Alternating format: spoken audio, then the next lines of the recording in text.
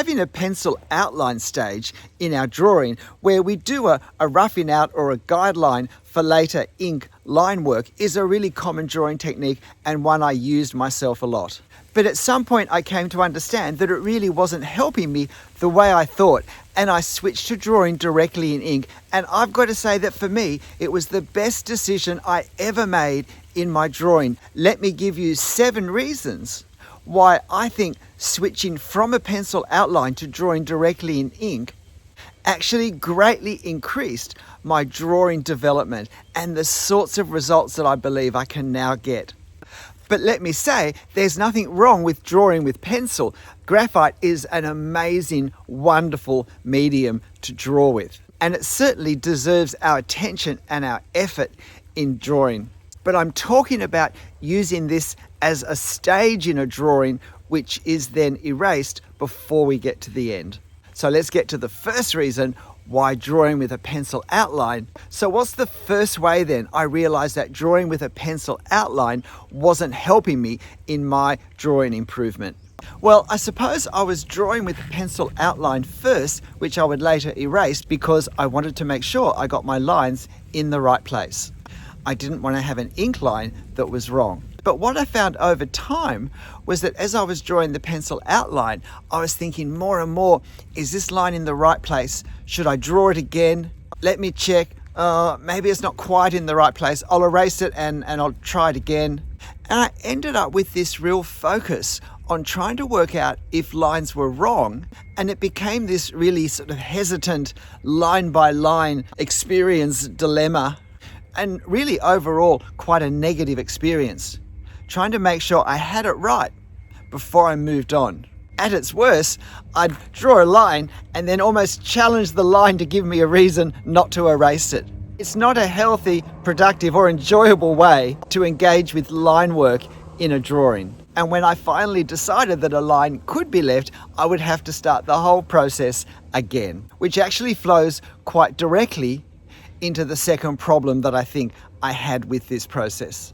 And that's that I came to be preoccupied with each line more as a standalone section of the drawing, instead of taking all the lines, instead of seeing all the lines, instead of appreciating all the lines as contributing to the whole. Because at the end of my drawing, it was not any one line that was particularly going to be scrutinized or appreciated, but the overall effect of all the lines together, creating the subject and the effects that hopefully I was after. And the truth is, and you've heard me say some of this if you've watched my videos on making mistakes, is that most lines that aren't exactly in the right place when we put them on the paper end up not being nearly as obvious at the end. In fact, often we can hide them completely with either other lines we can do, or with tone work, or with hatching that we can introduce to that part of the drawing, even if perhaps we hadn't planned to at the start. And learning to do this is actually a really important drawing skill or area of skills to develop. Coping with lines that aren't quite the way we would like them to be, but being able to incorporate them into a finished drawing, and learning to do this to disguise or hide or somehow accommodate lines that aren't quite in the best position is a really important drawing skill to develop. And it's obviously not one that we learn to develop if every line that isn't perfect is erased off the paper.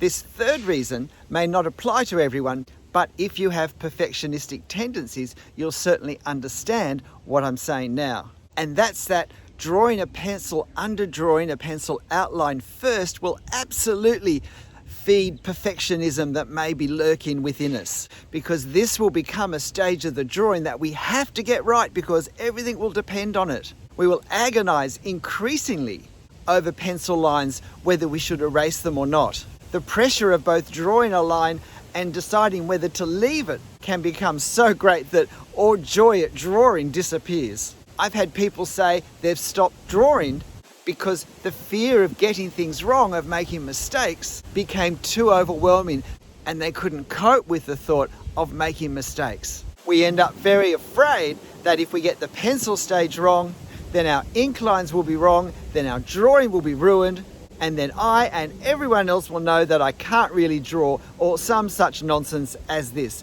But at the time, it can feel very real. When I switched to drawing directly in ink, part of that was I decided to tackle this head on. I know that some of my lines will be in the wrong place and they may even ruin some drawings, but I'm going to learn and improve. I won't expect perfection, but I will expect improvement, and I can't improve on a process that I haven't started yet. So I'm going to start on it. And I actually found that not being so fixated on should I erase this line or not, it actually gave me a lot more mental energy and a lot more clarity. I wasn't focused so much on is the line wrong, but I was able to focus on drawing right lines, correct lines. I actually found when I stopped using a pencil under drawing that, strangely enough, I felt like I was under much less pressure once I'd got used to the strange experience of having no pencil to guide me. I very quickly found this wonderful freedom of just putting the lines on paper and exploring where they went. The need to not make mistakes, and therefore the need to have a pencil under drawing, a pencil outline that we can then follow with our ink, often comes from the mistaken belief that many of us have way too early that we're actually producing an artwork. If I'm learning to draw, then I'm learning to draw. I'm not producing artworks. When I'm learning the piano, I will expect to hit some wrong keys. When I'm learning to sing, I will expect to hit some wrong notes. When I'm learning to speak a foreign language, I will expect to get some words and phrases and grammar incorrect when I start doing conversation. And when I'm starting to draw, I will get lines in the wrong places for all sorts of reasons. Lack of observation, lack of technical skill, lack of being able to organize where the lines need to go in that sort of creative process that happens in our head. But the truth is, I will never learn to do these things right. I will never master these very necessary skills that are a part of any learning process if I try and shortcut my need to develop them.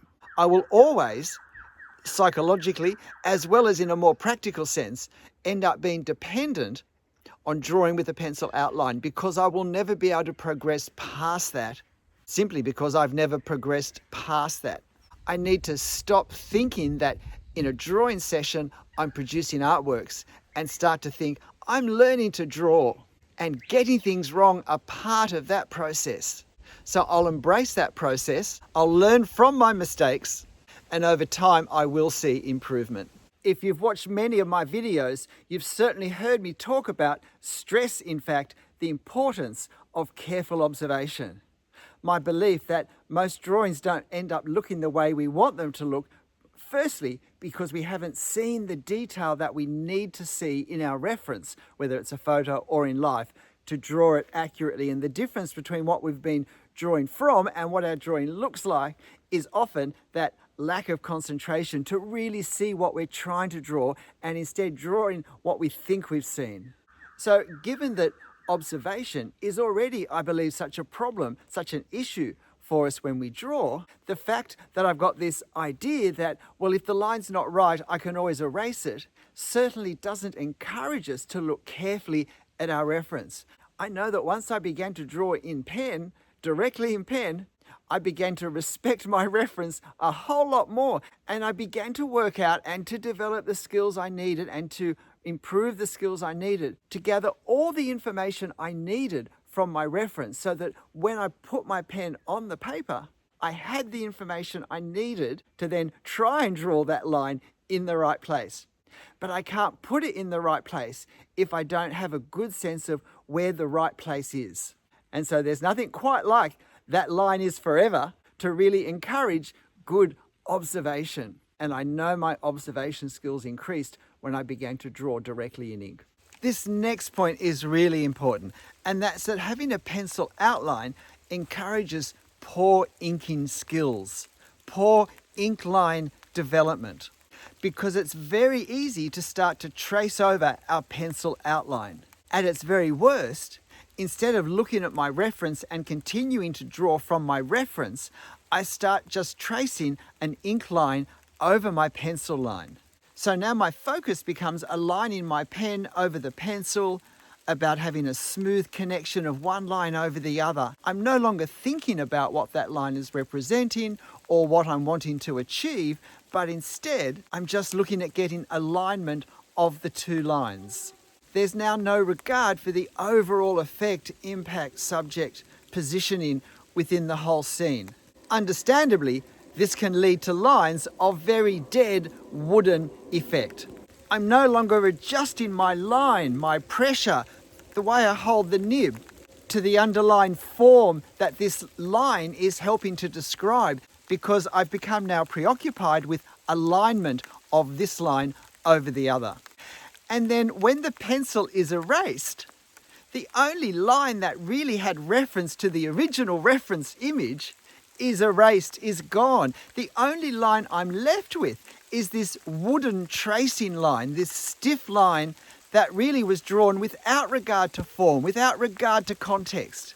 No wonder our drawings can look really wooden. Now look, there is every shade of grey with this, but at its worst, this is what happens. And when we draw directly in ink, all of the life, the vitality, all of the creative thinking that is sparked by seeing our actual reference and then drawing it is conveyed into our drawing line work. And all of that line work is still there at the end. I've just got one more point, so I guess I may as well stay and make it. Now, how much this point applies depends a little bit on how much pencil line work is done. Are all the lines done in pencil first, or just some, the outline? My guess and observation is that probably most of the time it's the main outlines that are done, and a certain amount of, if you like, infill lines are left to be done directly with ink. Things such as the leaves on the tree or the bricks in the wall. But that the outlines of the tree, the outlines of the canopy, the outlines of the house and the windows, those things are all done in pencil. And so we then trace around those lines, at worst with all the dull woodenness of tracing. And then again, I'm speaking worst case scenario, what happens is we now have an outline that we're looking at, and again we've probably stopped observing our reference because we no longer feel we really need to. Oh yes, leaves, I know what leaves look like. And in a way, at worst, we're treating our pencil outline that we've now inked in as like a colouring in book. Only instead of adding colour, we're adding in our mind texture. At worst, in effect, we're really adding a pattern that represents bricks or leaves or grass or tiles or whatever it is we're having to put onto our drawing now with our lines, and we just start to make all these little marks that in our mind represent the pattern of the texture that we need from our reference. But we've stopped looking at our reference. We're not looking at those leaves, we're just drawing leaves. We're not looking at that grass and the way it behaves visually with the sun in that position. We're just doing, in our mind, little grass dashes all over the place. And this creates overall a very flat image, a very flat scene, very two-dimensional effect, because we have all these heavy outlines, and outlines suggest shape rather than form, and then we've layered them, we've filled these outlines in with patterns that represent texture. And again, pattern tends to be flat. And so we've lost all the three-dimensionality. We've mixed up the way the lines look, because it could well be that if we would look carefully at our reference, perhaps the lines of the effect of the leaves in the tree are more striking than some of the, if you like, outline lines, and should therefore be more striking in our drawing. But instead, we've used a process of copying outlines in pencil to get them accurate, and therefore we've given them all equal weight when we've, quite literally, as well as metaphorically, when we've drawn over them in ink. This is not how we create a drawing where the line work breathes life and vitality into the scene that we're creating with it. The line work is to our drawing as the words are to Shakespeare. They're the tool, the means to bring to life the creation that's in our mind. The visual excitement, whatever, that we see in our scene, the visual impact, whatever it is that we want to capture in our drawing, the reason why we want to draw it needs to be conveyed through our line work. We need to create line work that has life, direction, some lines that stand out and are unavoidable, and other lines that almost peter off into the distance. Every line is an individual. In fact, the word line starts to become inadequate, and that's why we often use the word mark and mark making in drawing, because we're creating marks, and some of them we could also call lines, but many of them aren't. And it's the totality of our marks that will create our scene. And I've certainly done drawings, and I'm sure you have, and if you haven't, you've at least seen them, where the marks are more important than the lines. At its worst, drawing with a pencil outline can almost set up, if you like, a production line of line work. We do all the pencil, now we do over the top with all the pen, and now we do all the little in-between marks to indicate the texture. Is it any wonder that this doesn't capture really what we're after, what we're seeing in our reference? Well, I've got down to the top of the gorge, which is as far as I'm coming today. But I hope you can hear the sound of water from the creek down in the bottom there, as well as some of the birds that are surrounding me. As I said, pencil is an amazing medium to draw with, and it's where I started my drawing. But if we want to draw with ink, which is a totally different medium, can I really urge that we bite the bullet and we put the pencil down completely and don't try and use it as a crutch, a sort of halfway point to start our drawings or to make them somehow safe to use the ink with? The only path, I believe, to being able to draw well with ink is to embrace ink with all of its strengths and weaknesses, with all of its challenges and opportunities, and to learn how to control it, to learn how to combine a vast range of lines and types of marks on paper together to create the effect that we want. Can I say I have never enjoyed drawing more than I do now drawing directly in ink? It's a terribly liberating, freeing in the head kind of way of drawing, where it's okay, I'm just going to go for it. And as I say, whatever we practice doing, we get better at. And if I practice drawing directly in ink in a thoughtful and observant and reflective way, I will get better at it.